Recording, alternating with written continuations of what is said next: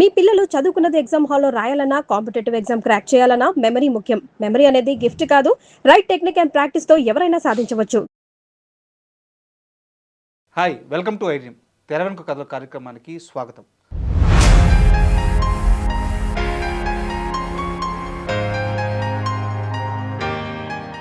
పాటల ప్రపంచంలో రారాజు, గాన గంధర్వుడు ఇలాంటి మాటలు వినంగానే మనకి బాలసుబ్రహ్మణ్యం గారి పేరు టక్కున గుర్తొస్తుంది. 45 సంవత్సరాలకు పైగా సినీ ప్రయాణంలో ఆయన 40,000కు పైగా అత్యద్భుతమైన పాటలు పాడారు. సో ఈరోజు కొత్తగా బాలసుబ్రహ్మణ్యం గారు పాటలు చాలా బాగా పాడుతారని చెప్పడం ఈ కార్యక్రమం ఉద్దేశం కాదు. అయితే తెర వెనుక కథల కార్యక్రమంలో అజరామరమైన వ్యక్తుల గురించి మనం నిత్యం ప్రస్తావించుకుంటూ ఉంటాము. ఈ ప్రోగ్రాంలో బాలసుబ్రహ్మణ్యం గారి గురించి కూడా ఉండాలి, ఇది ఒక లైబ్రరీగా మా సొంతం ప్రేక్షకులకి అందించాలి, ఈ ముఖ్య ఉద్దేశంతో ఈ కార్యక్రమం. సుబ్రహ్మణ్యం గారి సినీ ప్రయాణంలో అద్భుతమైన విషయాలు మనకు తెలియజేయడానికి సీనియర్ కో డైరెక్టర్ కనగల జయకుమార్ గారు ఈరోజు మనతో పాటు స్టూడియోలో ఉన్నారు. వారిని అడిగి బాలసుబ్రహ్మణ్యం గారి సినీ విశేషాలు తెలుసుకుందాం. హాయ్ సార్, నమస్తే. నమస్తే సార్, కొంతమంది వ్యక్తుల గురించి మాట్లాడేటప్పుడు అంటే వాళ్ళు సాధించిన విజయాలు ఇవన్నీ పక్కన పెడితే వాళ్ళ చుట్టూ ఒక ఆరా ఉంటుంది సార్. ఆ ప్రయాణం మొత్తం మీద ఆ ఆరా గుర్తొస్తేనే ఒళ్ళు పులకించిపోతుంటుంది. అలాంటి వ్యక్తుల్లో బాలసుబ్రహ్మణ్యం గారు. అసలు పేరే సార్ శ్రీపతి పండితారాధ్యుల బాలసుబ్రహ్మణ్యం. సార్ శ్రీపతి అంటే లక్ష్మీ, శ్రీపతి విష్ణుమూర్తి. సార్ తర్వాత పండితారాధ్యులు అంటే పండితుల్ని ఆరాధించినవాడు. అంటే వాళ్ళ ఫాదరు మంచి హరిదాసు. సార్ ఆయనే కాకుండా అటువంటి హరికథల్ని బుర్రకథల్ని ఆయనకన్నా పెద్దవాళ్ళని బాగా పాడేవాళ్ళని వాళ్ళందరినీ ఆరాధించినటువంటి బాలసుబ్రహ్మణ్యం. బాలసుబ్రహ్మణ్యం అంటే కుమారస్వామి. బాల అంటే లేత కొబ్బరి నీళ్ళు అని అర్థం కూడా ఉంది. ఓకే. సో లేత కొబ్బరి నీళ్లు తాగినంత ఆనందంగా హాయిగా మనకి పాట వినిపించేటటువంటి శ్రీపతి పండితారాధ్యుల బాలసుబ్రహ్మణ్యం. ఏ ముహూర్తాన్ని పెట్టారో కానీ, ఏ బ్రహ్మ ముహూర్తాన ఆ పేరు పెట్టారో కానీ ఆయన అందరికీ ముద్దుగా బాలు అయిపోయాడు. ఆ పేరులోనే ఎంత చరిత్ర ఉంది. ఆయన ఎప్పుడు బాలు, తర్వాత కుర్రారంగారావు, జయకుమార్ అనే నేను, కుమార్ అనే మేమంత కొంతమంది ఉన్నాం. మేము ఎప్పుడు బాలువే. బాలసుబ్రహ్మణ్యం అందరికీ బాలు బాలు బాలు అని అంటారు. అంటే అంత ముద్దుగా పిలుచుకున్నారు అందరూ మ్యూజిషియన్స్ అందరూ. ఏ మ్యూజిషియన్ని పలకరించినా సరే, ఏదన్నా కంపోజ్ చేసేటప్పుడు, మ్యూజిక్ డైరెక్టర్ కంపోజ్ చేసేటప్పుడు తారస్థాయికి వెళ్ళే పాట ఉందనుకోండి, ఈ పాట పాడగలంటే బాలు ఈజీగా పాడేస్తాడు అని చెప్పేస్తారు.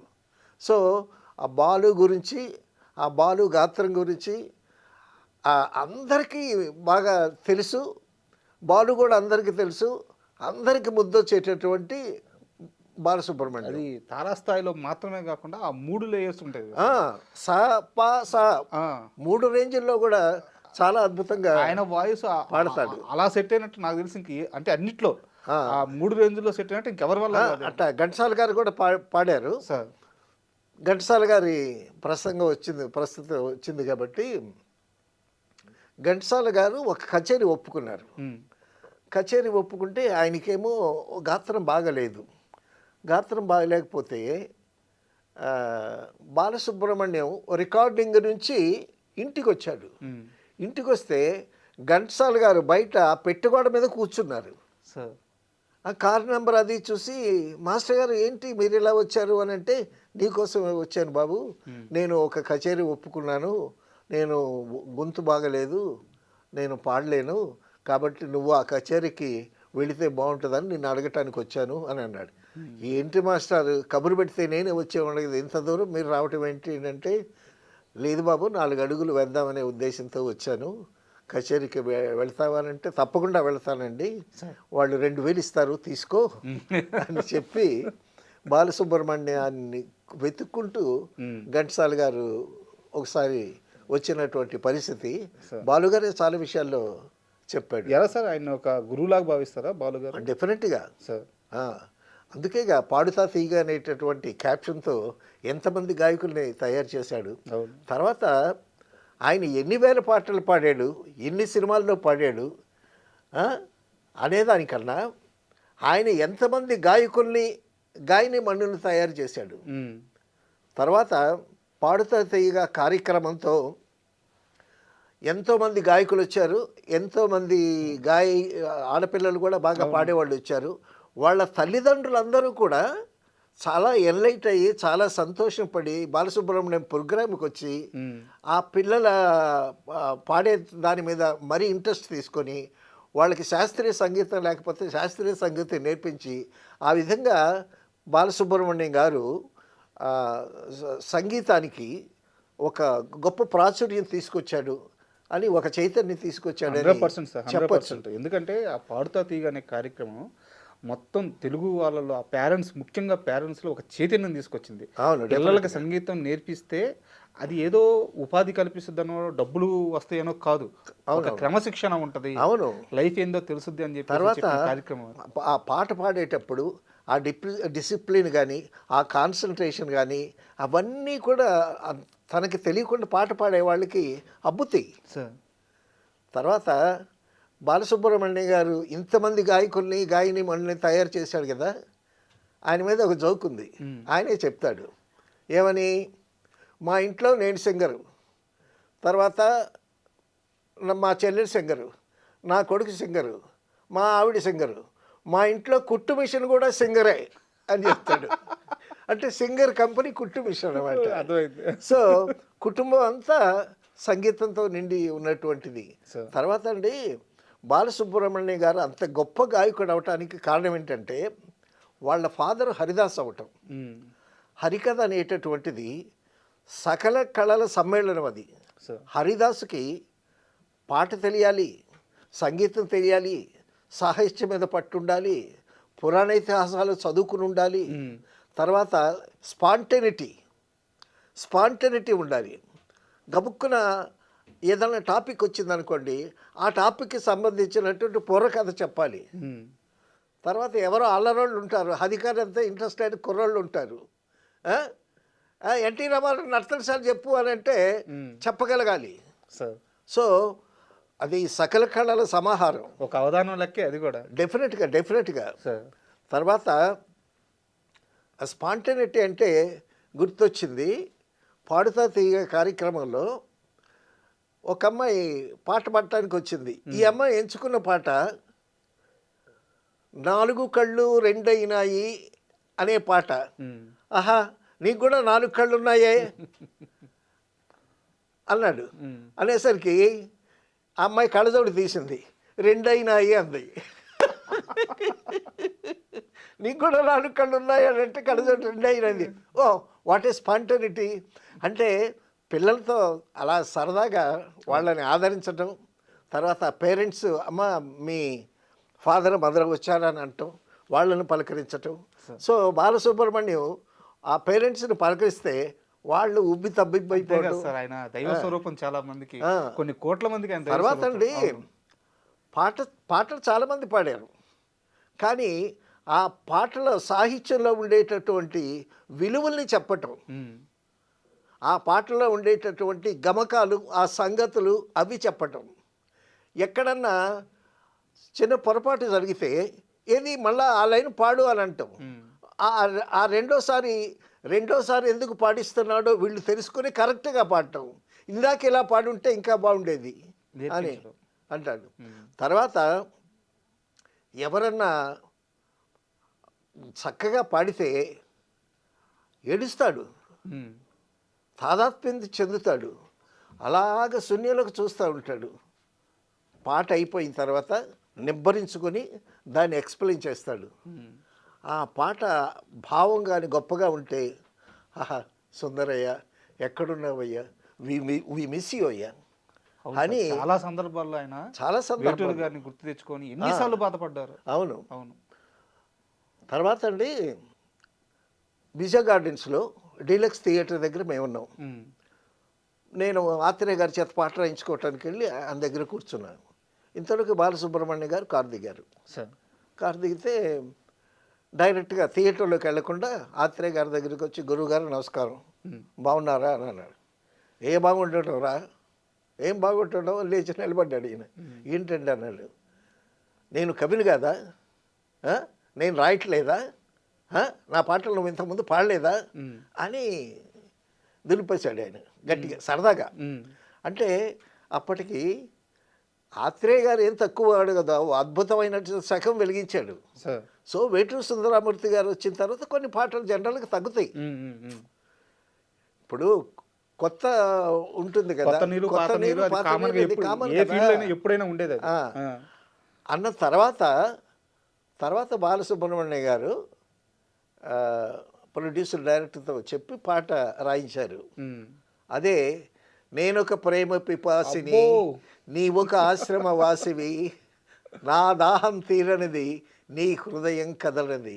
మామూలు పాట కాదు కదా. తలుపు మూసిన తలవాకిటనే పగలు రేయి నిలుచున్న, అలసి సొలసి వెనుదిరిగి వెళుతున్నా అని ఆ పాట రాశాడు. ఆ పాటలో ఆయన ఎక్స్పీరియన్స్ కూడా మిళితమయ్యింది. సో అంత ఎక్స్పీరియన్స్ మిళితమయ్యి చాలా అద్భుతంగా రాసినటువంటి పాట, హృదయాన్ని పిండేటువంటి పాట. అటువంటి పాట ఆత్రేయ గారు బాలసుబ్రహ్మణ్యం చాలా అద్భుతంగా పాడటం. అయితే ఇక్కడ ఒక చిన్న డౌట్ ఉంది గురుగారు. అంటే బాలసుబ్రహ్మణ్యం గారు రాక మునిపే తెలుగు సినిమా ప్రపంచం అప్పటికే ఘంటసాల అనే ఒక లెజెండరీ పర్సన్ వాయిస్ని ఓన్ చేసేసుకున్నాం. అవునవును. ఆయన్ని కూడా ఒక దైవ స్వరూపంగా భావిస్తూ ఆయన పాటలతో ఆ ప్రపంచం మొత్తం ఒక సందర్భం ఉంది. డెఫినెట్గా. అయితే బాలసుబ్రహ్మణ్యం గారు వచ్చిన తరువాత అంటే మళ్ళీ ఆ స్థాయిని ఎలా మ్యాచ్ చేయగలిగారు? ఆయన కెరీర్ని మలుపు తిప్పిన సినిమాలు ఏంటి, మలుపు తిప్పిన మనుషులు ఎవరు? అంటే అండి, బాలసుబ్రహ్మణ్యం గారు కోదండపాణి గారి ఆదరణతో మొట్టమొదట పాట పాడాడు ఆయన. సార్ అది ఎవరితో? పిబి శ్రీనివాసు, రఘురామయ్య గారు, బాలసుబ్రహ్మణ్యం. అసలు బాలసుబ్రహ్మణ్యం గారి చేత ఇండివిజువల్ ఒక పాట పాడించడం అది ఒక ప్రక్రియ. కానీ కాకలు తిన్నటువంటి రఘురామయ్య గారు, పిబి శ్రీనివాసు తక్కువ పాటలు పాడా. వాళ్ళతో కలిసి పాట పాడటం అనేది చాలా మరి అది మొదటి పాట. రాబే కావ్య సుమబాల అని పద్మనాభ గారి సినిమా. రాబే కావ్య సుమబాల జవరాల అని పాడతాడు. నేను ఆ పాట వచ్చినప్పుడల్లా 2 సార్లు పాడతాడు. ఘంటసాల బలరామయ్య గారు ఇద్దరికి పాడతాడు ఆయన. తర్వాత పిబి శ్రీనివాసు, అందులో రామకృష్ణ, శోభన్ బాబు, కృష్ణ గారు, వీళ్ళంతా. సో వాళ్ళ పక్కన ఈయన ఎట్టా పాడాడు ఫస్ట్ సాంగు, వాళ్ళ పక్కన నిలబడి పాడటం అనేటటువంటిది అప్పుడు లైవ్ రికార్డింగ్ కదా. వాళ్ళిద్దరు లెజెండరీ పర్సన్. వాళ్ళ పక్కన ఇప్పుడు సుశీల్ ఉందనుకోండి, ఫస్ట్ సాంగ్ సుశీల్ పక్కన బాలసుబ్రహ్మణ్యం పాడమంటే డెఫినెట్గా ఫంక్ అవుతారు ఎవరైనా. సో ఆ పాటలో కూడా మంచి గమకాలు, చక్కని గమకాలు వేసి పాడాడు. తర్వాత రెండో పాట కె విశ్వనాథ్ గారి ప్రైవేటు మాస్టర్లో పాడాడు. ఓకే, అక్కడే మొదలైంది వారి ప్రయాణం. అక్కడే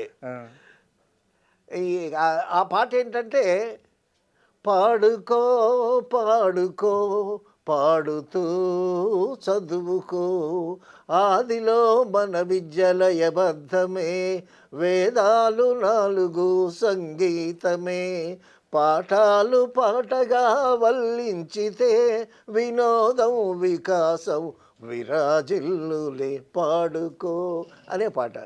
ఇది రెండో పాట. ఈ రెండో పాటగా ప్రైవేట్ మాస్టర్ సినిమాలో ఉంది. ఈ సినిమా విశ్వనాథ్ గారికి కూడా రెండో సినిమా. ఓకే. సో ఈ సినిమా ఆళ్ళ, అందుకోసం ఆ సినిమా పేరు విశ్వనాథ్ గారి పేరు రాలేదు, ఈ పాట బాలసుబ్రహ్మణ్యం గారి పేరు రాలేదు. మొట్టమొదట పాడినటువంటి రావే కావ్య సొమ్మబాల అనేటటువంటి పేరు గుర్తుంది. ఆ సినిమాలో కృష్ణ గారు విలనా? కృష్ణ గారు విలను. ఓకే. రామ్మోహన్ హీరో. అసలు తేనె మనసులోనే విశ్వనాథ్ గారు అనుకున్నారంట. విశ్వనాథ్ గారు కాదు, ఆ తేనె మనసులో పోస్టర్ కృష్ణ గారి ఫోటో, రామ్మోహన్ ఫోటో చూసేటప్పుడు రామ్మోహన్ కాస్త దేవానందలాగా చాలా బాగున్నాడు, ఇతను పైకి వస్తాడు అని అనుకున్నారు. సరే, అదృష్టం ఎవరిని వరించిందో అందరికీ తెలిసినటువంటి విషయం. అయితే రామ్మోహన్ హీరోగా ప్రైవేట్ మాస్టర్ తీశారు విశ్వనాథ్ గారు. తర్వాత కాలంలో వీరిద్దరు బాండింగ్ అంత బలపడడానికి కారణం ఏంటి సార్? విశ్వనాథ్ గారిది, బాలసుబ్రహ్మణ్యం గారిది. తర్వాత అండి ఘంటసాల గారు బాగా సీనియర్. తర్వాత అప్పటికే ఘంటసాల గారి పేరు మారుమోగిపోయింది. ఎవరు పిబి శ్రీనివాస్ వచ్చాడు, అవును, బాగా పాడాడు. అంతకుముందు ఎంఎస్ రామారావు ఉన్నాడు. తర్వాత వీళ్ళందరూ వచ్చారు. ఎప్పుడు ఘంటసాల గారి గొంతే వినిపిస్తుంది. అయితే ఘంటసాల గారు ఒక థీమ్ సాంగ్స్ కానీ ఒక డ్యూయట్స్ కానీ అద్భుతంగా పాడేవాడు. కానీ అల్లరి పాటలు పాడటానికి ఒక వాయిస్ అవసరం వచ్చింది. ఓకే. ఆ అల్లరి పాట పాడటానికి ఈ పిల్లవాడు బాలు వచ్చాడు. ఓకే. అరే గుంతలెక్కడి గుంతలెక్కడి గుమ్మ, అరే గుంతలెక్కడి గుంతలెక్కడి గుంతలెక్కడి గుమ్మ. ఈ పాట బాలు పాడితేనే బాగుంటుంది, ఘంటసాల గారు పాడేదానికి. అవును, ఆ గాంభీర్యంతో ఎల్లరి పాట బాగోదు. అవును, కరెక్ట్. కాబట్టి ఏంటంటే ఎవరైనా ఒక అసిస్టెంట్ డైరెక్టర్గా ఉండి డైరెక్టర్ అయ్యాడు అనుకోండి. ఇప్పుడు ఎందుకు విశ్వనాథ్ గారు యశ్వరం గారితో సినిమా తీయలే, బాలుతో సినిమా తీయలే. ఎందుకంటే వాళ్ళు బాగా సీనియర్స్, మన మాట వింటారో వినరు. సో ఆ విధంగా ఒక గొంతు ఇండస్ట్రీకి అవసరమైంది. తర్వాత బాలసుబ్రహ్మణ్యం గొంతు కృష్ణ గారి యాక్టింగ్కి స్టెప్స్కి బాగా సూట్ అయింది.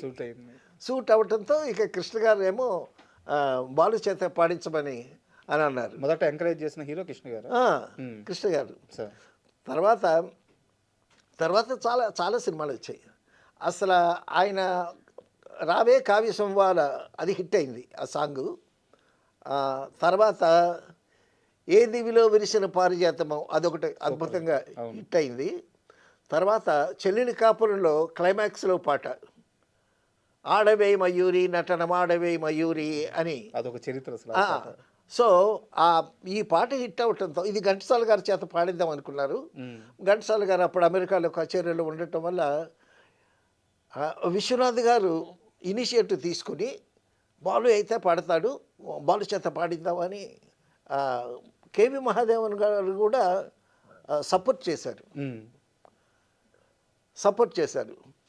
ఇప్పుడు ఒక సినిమాలో ఘన సుందర పాట ఆనంద్ చేత పాడించారు.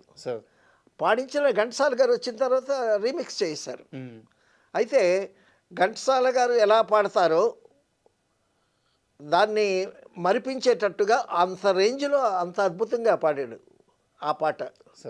ఆడవే మయూరి నట్టనమాడవే వీనీల కచబర విలాసం చాలాసార్లు చెప్పుకున్నాం మనం. సో ఈ పాటలు హిట్ అయ్యేసరికి ఏ రేంజ్లోనైనా సరే వాయిస్ అద్భుతంగా పలుకుతూ ఉండేసరికి తర్వాత ఈయన అవమానాలు పడ్డాడు. అవునా? ఒక పాట పాడటానికి చెల్లపిల్ల సత్యం మ్యూజిక్ డైరెక్టర్, బాలసుబ్రహ్మణ్య గారి అద్భుతమైన మెలోడీ హిట్స్ అన్నీ సత్యం గారు చేసినవి చాలా ఉన్నాయి. అన్ని మెలోడీస్ అన్నీ సత్యం గారు ట్యూన్సే. సత్యం గారి దగ్గరికి తీసుకెళ్ళి పరిచయం చేస్తే సత్యం గారేమో కొత్తగా వచ్చాడు కదా, సన్నంగా పీలగా ఉండేవాడు బాలసుబ్రహ్మణ్యం మొట్టమొదటి వచ్చినప్పుడు. పాత ఫోటోలు చూస్తుంటే ఎంత చక్కగా ఉంటాయి ఆయన ఫోటోలు, వేసేవాడు. తర్వాత ఇక్కడైతే ఏఎంఐ చదువుకుంటూ ఇంజనీరింగ్ చదువుకుంటూ పాటలు ప్రయత్నం చేద్దామని వచ్చాడు చెన్నైలో. ఏఎంఐ ఇంజనీరింగ్ కాలేజ్ ఉండేది అక్కడ, ఆ కాలేజ్ కూడా చూశాను నేను.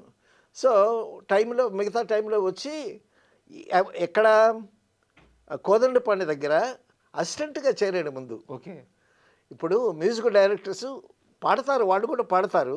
ఒక ఏజ్ వచ్చిన తర్వాత ఒక బాగా పాడేటటువంటి మంచి వాయిస్ను పక్క పెట్టుకొని వీళ్ళు హార్మోనియం వాయిస్తుంటే వాళ్ళు పాడుతూ ఉంటారు, ట్యూన్ వినిపించడానికి. ఎందుకంటే ఎదుటి వ్యక్తి పాడుతూ ఉంటే వింటే జడ్జిమెంట్ బాగుంటుంది. వాళ్ళే హార్మోనియం వాయిస్తూ వాళ్ళే పాడితే జడ్జిమెంట్ ఉండదు. ఆ విధంగా అసిస్టెంట్గా చేశాడు. చేస్తే సుఖదుఖాల్లో ఇది మల్లెల వేళయని వెన్నెల మాసమని తొందరపడి ఒక్కో ఇలా ఆ పాట, అది సుశీల్ గారు ప్రాక్టీస్కి వస్తే ఆ పాట చెప్ప బాలు అని అన్నాడు ఆయన. అని అంటే సుశీల్ గారు ఈయన చెప్పటం ఏంటి, ఈయన పిల్లోడు, సుశీల్ గారి ముందు పిల్లోడు, అప్పుడే నెల్లూరులో వచ్చినటువంటి పిల్లోడు అంటే గురుగారు మీరే చెప్పండి అన్నాడు. లేదు చెప్పవా, లేదు గురుగారు ఎవరో ఒకటి చెప్పండి అని సుశీల్ గారు. అప్పుడు ఈయన పాడి వినిపిస్తే ఆవిడ ఆ ట్యూన్ అందుకుంది. ఆ పాట అద్భుతంగా వెళ్ళింది. తర్వాత మేడంటే మేడ కాదు అనేటటువంటి పాట కూడా అందులోనే. ఆ పాట అద్భుతంగా ఈ పాడాడు సచిన్ గారి బాలసుబ్రహ్మణ్యం. దగ్గరికి వెళ్ళినప్పుడు ఏమన్నారు ఆయన? ఆ, సచిన్ గారి దగ్గరికి వెళ్ళేటప్పుడు ఏదో మూడ్లో ఉన్నాడు ఆయన. సచిన్ గారు కొంచెం కోపిస్టి. ఆ? కోపిస్టి తర్వాత మూడ్ రావటం కోసం కొంచెం వేసుకుంటాడు ఆయన. సరిగ్గా ఆయన క్యాచ్ చేయలేదు, లేకపోతే ఈయనకి నచ్చలేదు. ఎవడెవడో తీసుకొచ్చి నా మీద ఎక్కిస్తారు. చదువుకోకుండా ఎందుకు వచ్చావయ్యా పాడటానికి, చదువుకోపో అని అంట. అంటే ఈయన పక్కకు వచ్చి ఆ విజయగఢ్ చెట్టు కింద వచ్చి కూర్చుని ఏడుస్తున్నాడంటే. ఏడుస్తుంటే ఎంఎస్ రెడ్డి గారు ఎవరో వచ్చారంటే. ఎంఎస్ రెడ్డి గారు వచ్చి ఎందుకే ఏడుస్తున్నావు అది ఏంటంటే, నాకొద్దు పాటలేదు, నేను వెళ్ళిపోతాను, నాకు అక్కర్లేదు మాట్లాడుతున్నాను అని అంటే, చచ్చా ఇలా రాని తీసుకెళ్ళి ఎవరో చెప్పారు ఎంఎస్ రెడ్డి గారు సత్యం వింటరా అని లాగా ఒకటి కొట్టాడంట. అవునా? మ్యూజిక్ డైరెక్టర్ సత్యాన్ని ఎంఎస్ రెడ్డి గారు. యా నువ్వు కొత్తగా వచ్చినప్పుడు నీకు లేదా వీడియో, ఏదో వచ్చాడు పాడతాడు, ఎంకరేజ్ చేయాలి కానీ అట్లా తిడతావేంటి మనిషిని, అది ఇదని సముదాయించి ఆఖరికి అద్భుతమైనటువంటి మెలోడీ పాటలన్నీ బాలసుబ్రహ్మణ్యం గారి చేత పాడించారు. వారిద్దరు బాండింగ్ అలా అద్భుతమైనటువంటి బాండింగ్. కొడుకు అని పిలిచేవాడంట బాలసుబ్రహ్మణ్యం గారిని. తర్వాత ఏ దివిలో విరిసిన పారిజాతమో ఆయన ట్యూనే కదా, అద్భుతమైనటువంటి ట్యూను. ఆ పాట విన్న వాళ్ళందరూ కూడా చాలా నమ్మకం పెట్టుకుని మ్యూజిక్ డైరెక్టర్స్ అందరూ బాలసుబ్రహ్మణ్యం ఎంకరేజ్ చేయటం మొదలుపెట్టారు.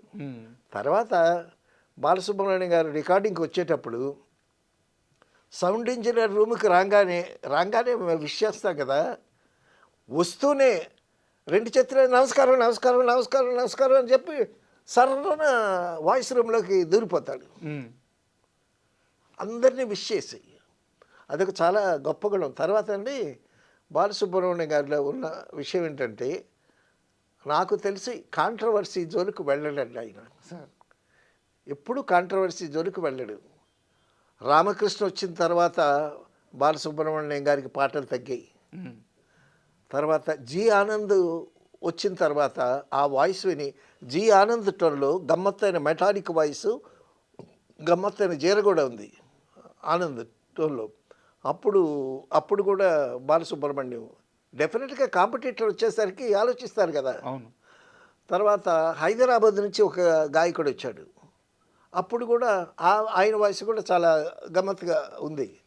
సో ఇంతమంది వచ్చినా కూడా మళ్ళా ఈయన చక్కగా నిలదొక్కుని మళ్ళా తన వైభవాన్ని సంపాదించుకుని మళ్ళా రామారావు గారికి, నాగేశ్వరరావు గారికి అందరికీ పాడి, తర్వాత రామారావు గారికి పాడటంతో ఆ జిమ్మిక్కులు రామారావు గారి వాయిస్లో, రామారావు గారు నాగేశ్వరరావు వాయిస్తో చక్కని మిమిక్రీ కూడా అద్భుతంగా చేస్తాడు కదా ఆయన. అయ్యో అసలు మామూలుగా ఉండదు ఆయన రాగానే స్క్రిప్ట్ పేపర్ ఇస్తాము, పేపర్ ఇస్తే చదువుకుంటాడు ఆయన. చదువుకుని ఇది ఎవరు రాశారండి అని అడుగుతాడు. ఎవరు రాశారండి అని అంటే, ఒక సందర్భంలో సిరివెన్నెల సీతారామ శాస్త్రి గారు రాశారండి అని. ఆయన ఊళ్ళో ఉన్నాడా?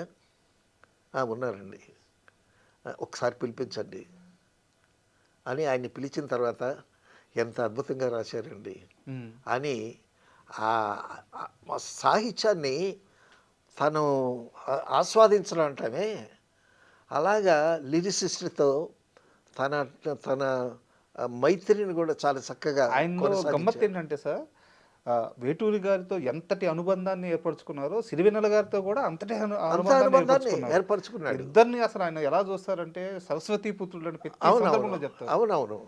తర్వాత ఒక మంచి పాట వస్తే ఎంత ఆనందిస్తాడో ముందు.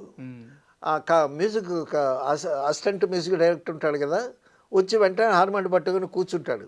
కూర్చుంటే ముందు ఈయన చదువుకుంటాడు.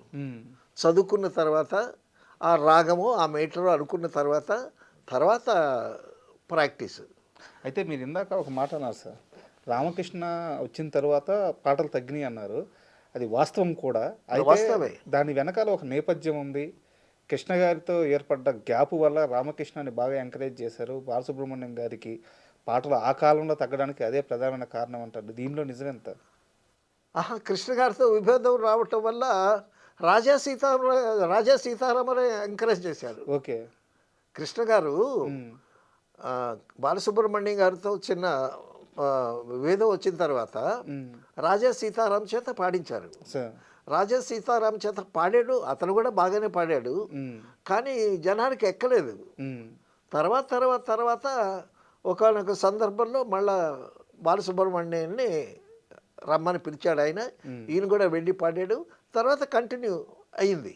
కానీ వాళ్ళిద్దరి మధ్య ఆ గ్యాప్ మాత్రం ఒక 4-5 సంవత్సరాలు ఆ గ్యాప్ నడిచినట్టుంది. గ్యాప్ నడిచింది. తర్వాత రామకృష్ణ గారు వచ్చిన తర్వాత కూడా గ్యాప్ వచ్చింది. రామకృష్ణ గారు ఎన్టీ రామారావు గారికి పాడాడు, శోభన బాబుకి పాడాడు, తర్వాత నాగేశ్వరరావు గారికి పాడాడు.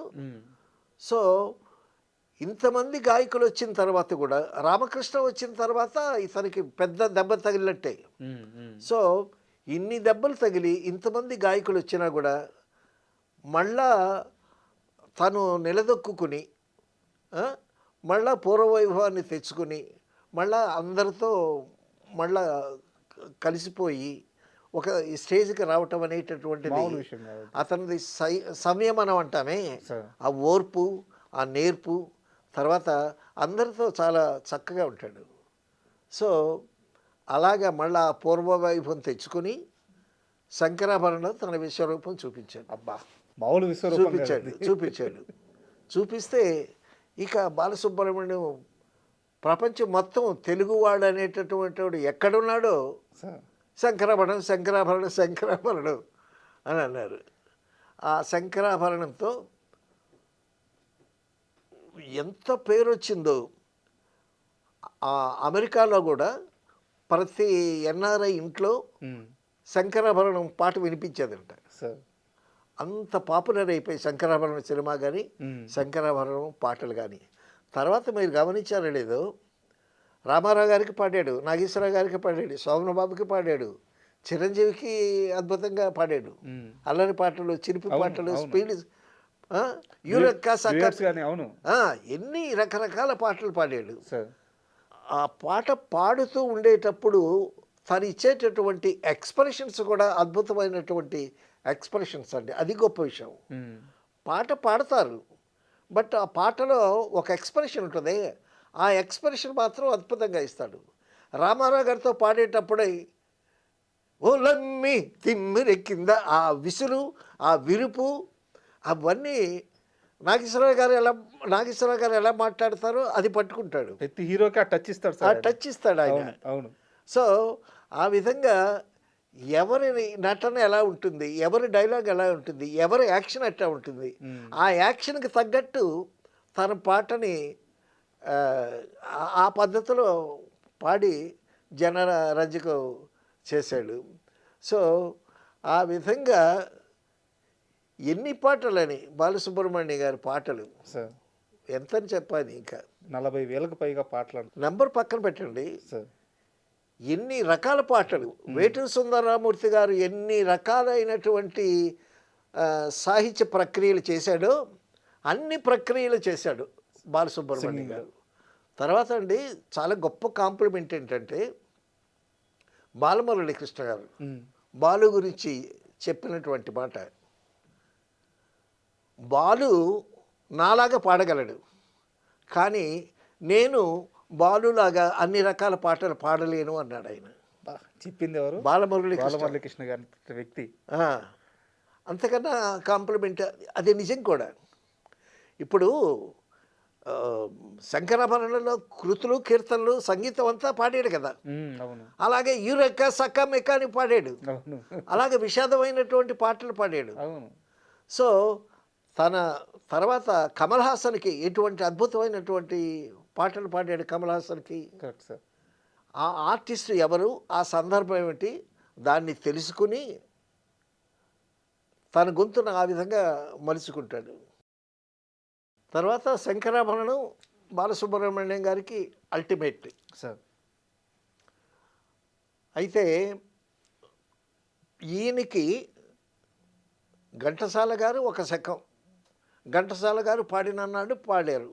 ఆయన ఆరోగ్యం బాగలేక ఆ తర్వాత ఆయన చాలా కొద్ది పాటలే పాడాడు. అది బాలసుబ్రహ్మణ్యం గారికి అవకాశం వచ్చింది. సో ఎవరికైనా కొంతవరకే కదా. సార్. సో బాలసుబ్రహ్మణ్యం గారి పాటలు తగ్గుతున్నాయి అనేటటువంటి పరిస్థితుల్లో ఆయన కూడా తన పద్ధతి మార్చుకున్నాడు. రామోజీరావు గారి పుణ్యమని ఒక మంచి వేదిక ఇచ్చారు, పాడుతా తీగ అనేటటువంటి వేదిక ఇచ్చారు. ఆ వేదికని అత్యద్భుతంగా వాడుకున్నాడు ఆయన. అవును. ఆ పాత పాటల్ని, ఆ పాత పాటల సాహిత్య సౌరభాల్ని వాటన్నిటిని విశ్లేషించి ఎంతోమంది గాయకుల్ని తయారు చేసి అద్భుతమైనటువంటి ఒక చైతన్యం ఆ పాటలు పాడేటటువంటి పిల్లల తల్లిదండ్రులతో సహా ఈయన ఎంకరేజ్ చేసి ఆ విధంగా దాన్ని వాడుకున్నాడు. ఆయన ఆ పాట పాడే నిడివి కూడా చాలా తక్కువ ఉంటుందంట. రోజుకి 15-18 పాటలు కూడా పాడిన సందర్భాలు ఉన్నాయి. ఒకరోజైతే సార్ 13 పాటలు పాడేంటంటే అసలు ఏమీ తెలియదండి. థియేటర్కి వచ్చే వరకు ఆ పాట ఏమిటో తెలియదు, ఏ సినిమా ఏంటో తెలియదు. అంత బిజీ. తన ఫ్రెండ్ విఠల్ అని ఒక ఆయన ఉన్నాడు, ఆయనే చూస్తాడు. వాళ్ళు 10 గంటలకి విజయ గార్డెన్స్కి, తర్వాత మధ్యాహ్నం ఏమో ఏవిఎం స్టూడియోకి, తర్వాత ఏమో భరణి స్టూడియోకి అని చెప్తాడు, టైమింగ్ చెప్తాడు. సో ఆ టైమింగ్కి వెళ్ళి అప్పుడు కాగితం చూస్తాడు. అందులో ఆ కథ సాహిత్యం ఏంటి, ఆ డైరెక్టర్ ఎవరు, ఆ హీరో ఎవరు, అక్కడక్కడే ట్యూన్ నేర్చుకుంటాడు. ఒక 2-3 సార్లు ప్రాక్టీస్ చేస్తాడండి. మ్యాక్సిమం అతను టైం తీసుకుంటే లిరిక్ చూడటం కానీ ట్యూన్ పట్టుకోవటం కానీ హాఫ్ అన్ అవరే అంతే, రెడీ అంటాడు. సో ఇక్కడ పాడేస్తాడు. పాడేసిన తర్వాత ఈ కాగితం ఆడ పడేస్తాడు, మరొక చోటుకి వెళ్తాడు, మరొక కాగితం ఇస్తారు. అక్కడ అప్పటికప్పటి ట్యూను. తర్వాత బాలసుబ్రహ్మణ్యం గారిలో ఉన్న గొప్ప ఇది ఏంటంటే దేవుడు ఇచ్చినటువంటి వరం చాలా గ్రాస్పింగ్ అండి, చాలా గ్రాస్పింగ్. తర్వాత మ్యూజిక్ డైరెక్టర్ చెప్పిన దానికన్నా చక్కగా గమకాలు వేస్తాడు. ఆయనకి సంగీతం పట్ల ఆయన మ్యూజిక్ డైరెక్టర్గా చేశారు కదా, చేశాడు. ఆయన గమకాలు వేస్తాడు. సో దానికి మురిసిపోతుంటారు. అంతే కదా, పాట ఇంకా బాగా వస్తుంది, ఇంకా బాగా వస్తూ ఉంటుంది. అయితే ఇంత ప్రయాణంలో ఒక్కటి మాత్రం, అది నేను విమర్శ కూడా అన్ను, కానీ తనకి ఇస్తానన్న రెమ్యునరేషన్ విషయంలో మాత్రం ఆయన చాలా స్ట్రిక్ట్గా ఉంటాడంట. ఆ రెమ్యునరేషన్ తీసుకునే విషయంలో మాత్రం. అందుకే కదా విట్టల్ని పెట్టుకున్నాడు, తన ఫ్రెండే విట్టలు. ఆ విట్టలు మాత్రం ముక్కుపిండి వసూలు చేసుకుంటాడు. ఆ ఫ్రెండ్కి ఆ బాధ్యత అప్పచెప్పేవాడు, తనకి అప్పచెప్పేస్తాడు. అతనే చేసుకుంటాడు, ఈ అడగక్కర్లేదు కదా. ఇప్పుడు బాలసుబ్రహ్మణ్యం అంత అడిగితే అంత ఇస్తారు. ఎందుకంటే రేపొద్దున వాళ్ళే సినిమా తీయాలి. ప్రతి హీరోకి బాలసుబ్రహ్మణ్యం కావాలి, ప్రతి డైరెక్టర్కి బాలసుబ్రహ్మణ్యం కావాలి, ప్రొడ్యూసర్కి బాలసుబ్రహ్మణ్యం కావాలి. ఆ విధంగా శ్రీపతి పండితారాధ్యుల బాలసుబ్రహ్మణ్యం గారు తెలుగు ఇండస్ట్రీనే కాకుండా తమిళ ఇండస్ట్రీని కూడా బాగా అల్లుకున్నాడు. తర్వాత బాలచంద్ర గారు తమిళ్లో సినిమా తీసేటప్పుడు ఏక్ దూసే కేలియాలో డెఫినెట్గా బాలుయే పాడాలి హిందీ పాటలు అని పట్టుబట్టి బాంబేలో కూడా ఆ సినిమాలో కూడా బాలసుబ్రహ్మణ్యం గారి చేత పాడించాడు. ఆ పాటలు కూడా చాలా అద్భుతంగా హిట్ అయ్యి అక్కడ. ఆ విధంగా చాలా భాషల్లో మొత్తం దగ్గర ఒక 50,000 పాటలు పాడి ఉంటాడు. నెంబర్స్ చూస్తుంటే అసలు మతిపోతుంది సార్. అన్ని విభాగాల్లో కలిపి మ్యూజిక్ డైరెక్టర్గా తక్కువ చేసినా సరే ఆ విభాగంలో కానీ సింగర్గా కానీ నటుడుగా కానీ 29 నంది అవార్డులు అంట సార్. అవునవును. 6-7 నేషనల్ అవార్డ్స్. అవునవును. అసలు అది కల్లో కూడా మరి ఎవరికి ఊహించడానికి కూడా. తర్వాత వోకల్ కార్డ్స్ 2 సార్లు ఆపరేట్ చేయించుకున్నాడు ఆయన. వోకల్ కార్డ్స్ ఆపరేట్ చేస్తే అదే వాయిస్ వస్తుందో రాదో అవును అని. సో లక్కీగా మళ్ళీ వాయిస్ రావటం జరిగింది. అది ఆయన అదృష్టం కదా, మన అదృష్టం. డెఫినెట్గా అంత మంచి పాటలు, అంత మంచి గొంతు వినటం అనేటటువంటిది చాలా తెలుగు ప్రజల అదృష్టం. అలాగే వివిధ భాషల్లో ఎంజేఆర్ గారు కానీ శివాజీ గారికి కానీ తమిళ్లో కూడా చాలా అద్భుతమైనటువంటి పాటలు పాడాడు. సరే బాలసుబ్రహ్మణ్య బాగా పాడతాడు అని చెప్పుకోవటం చాలా చిన్న విషయంలాగా ఉంటుంది. అందుకే నేను ఇంట్రోలోనే చెప్పాను, అవును, బాలు గారు అత్యద్భుతంగా పాడతారు అనే విషయాన్ని ఈ రోజు కొత్తగా ఎవరూ చెప్పాల్సిన అవసరం లేదు, మన ఇద్దరమే కాదు. సో అదొక జ్ఞాపకంగా ఉంటుందనే ఈ ఎపిసోడ్ నేను ప్లాన్ చేసింది. నిజంగా అత్యద్భుతమైన విషయాన్ని చాలా గొప్పగా వివరించేశారు. Thank you very much. Thank you. And for more videos, Please subscribe to iDream channel. Subscribe to iDream Media. Please subscribe to iDream. Please subscribe to iDream. Please subscribe iDream. And please subscribe to iDream. For more videos, subscribe to iDream. please like, share, and subscribe to the channel. Congratulations, iDream. Subscribe to iDream. Subscribe to iDream. So subscribe to iDream Media. iDream ki iDream team andarki huge congratulations. Please subscribe iDream Media. Please subscribe to iDream. Subscribe iDream. Please subscribe to iDream. iDream అంటే నా కళల channel subscribe చేసుకున్న నోరు తిరుగుతలేదు, మీరైతే గంట గుర్తు కొట్టండి. For more such videos, please subscribe to iDream.